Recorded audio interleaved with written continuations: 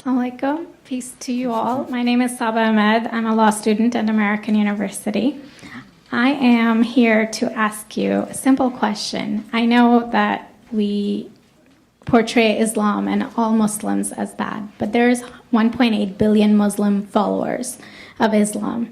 We have 8 million plus Muslim Americans in this country, and I don't see them represented here. But my question is, how can we fight an ideological war with weapons?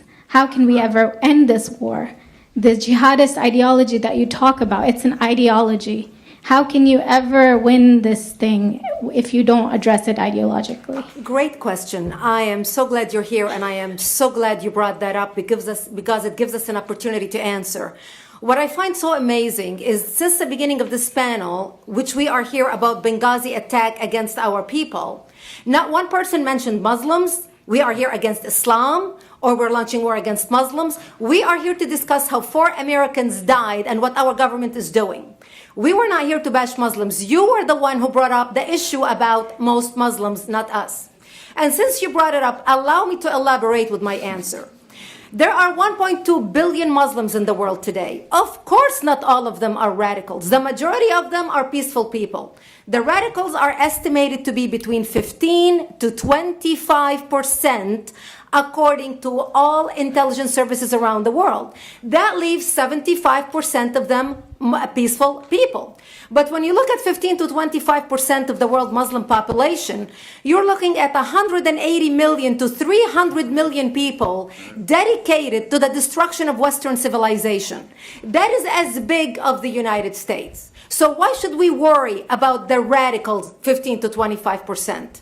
Because it is the radicals that kill. Because it is the radicals that behead and massacre. When you look throughout history, when you look at all the lessons of history, most Germans were peaceful. Yet the Nazis drove the agenda. And as a result, 60 million people died.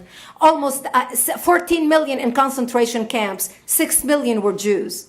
The peaceful majority were irrelevant. When you look at Russia, most Russians were peaceful as well. Yet the Russians were able to kill 20 million people. The peaceful majority were irrelevant. When you look at China, for example, most Chinese were peaceful as well. Yet the Chinese were able to kill 70 million people. The peaceful majority were irrelevant. When you look at Japan prior to World War II, most Japanese were peaceful as well. Yet Japan was able to butcher its way across Southeast Asia, killing 12 million people, mostly killed with bayonets and shovels. The peaceful majority were irrelevant. On September 11th in the United States, we had 2.3 million Arab Muslims living in the United States.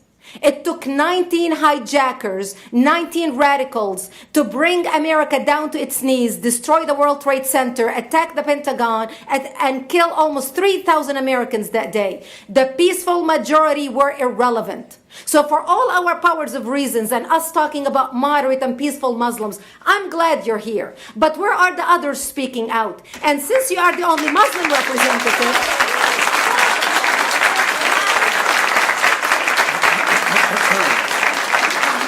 save the applause till the end.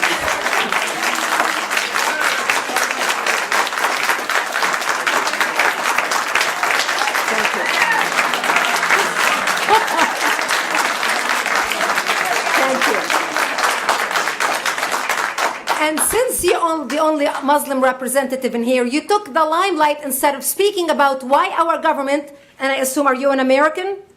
You're an American citizen. So as an American citizen, you sat in this room and instead of standing up and saying a question or asking something about our 4 Americans that died and what our government is doing to correct the problem, you stood there to make a point about peaceful, moderate Muslims. I wish you brought 10 with you to question about how we can hold our government responsible. It is time we take political correctness and throw it in the garbage where it belongs and start calling it fair.